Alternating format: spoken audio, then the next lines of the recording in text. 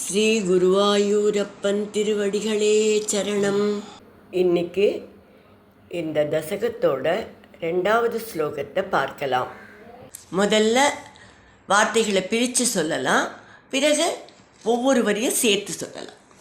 சத்யவ்ரதஸ்ய த்ரமிலாதிபர்த்துஹு சத்யவ்ரதஸ்ய த்ரமிலாதிபர்த்துஹு நதீஜலே தர்ப்பயதஸ்ததானீம் நதீஜலே தர்ப்பயதஸ்ததானீம் கராஞ்சலௌ சஞ்ஜ்வலிதாக்ருதிஸ்த்வம் கராஞ்சலௌ சஞ்ஜ்வலிதாக்ருதிஸ்த்வம் அதிருஷ்யதா கஷ்சன பாலமீனः அதிருஷ்யதா கஷ்சன பாலமீனः சத்யவ்ரதஸ்ய த்ரமிலாதிபர்த்துஹு நதீஜலே தர்ப்பயதஸ்ததானீம் சத்யவ்ரதஸ்ய த்ரமிலாதிபர்த்துः நதீஜலே தர்ப்பயதஸ்ததானீம் கராஞ்சலௌ சஞ்ஜ்வலிதாக்ருதிஸ்த்வம் அதிருஷ்யதா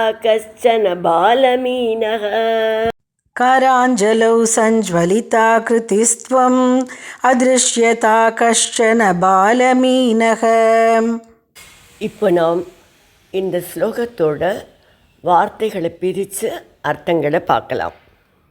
ததானி அப்போது, நதீஜலே கிருத்தமாலா என்கிற நதியுடைய நீரில், தர்ப்பயதக தர்ப்பணம் செய்து கொண்டிருந்த, த்ரமிலாதிபர்த்துஹு திரவிட தேசத்து மன்னனான, சத்யவ்ரதஸ்ய சத்யவ்ரதனுடைய, கர அஞ்சலவ் குழிந்த உள்ளங்கையில், சஞ்ஜ்வலிதாக்கிருதி பேரொளி வீசும் திருமேனியுடன் கூடிய, கஷ்சன பாலமீனக ஒரு சிறிய மீனாக மீன் குஞ்சாக, துவம் அதிருஷ்யதாக நீங்கள் காணப்பட்டீர்கள்.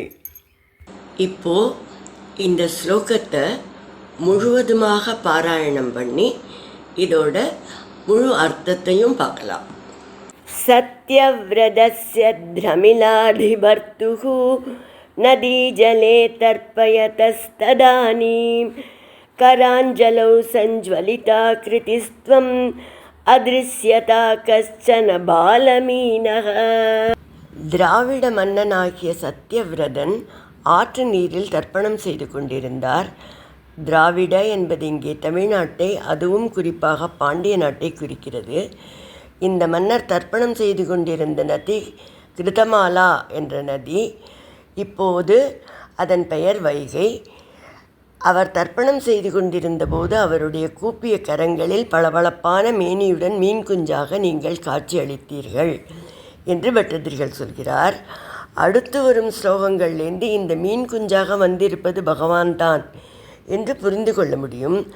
பகவான் மீனாக மத்ஸ்யமாக வந்து சத்யவிரதனுக்கு அருள் புரிந்தார். பாண்டிய மன்னர்கள் தங்கள் கொடியில் அதனால் தான் மீனை வைத்தார்கள். இந்த சத்யவிரதன் ஒரு ராஜ ரிஷி, மன்னராகவும் ரிஷியாகவும் வாழ்ந்தவர்.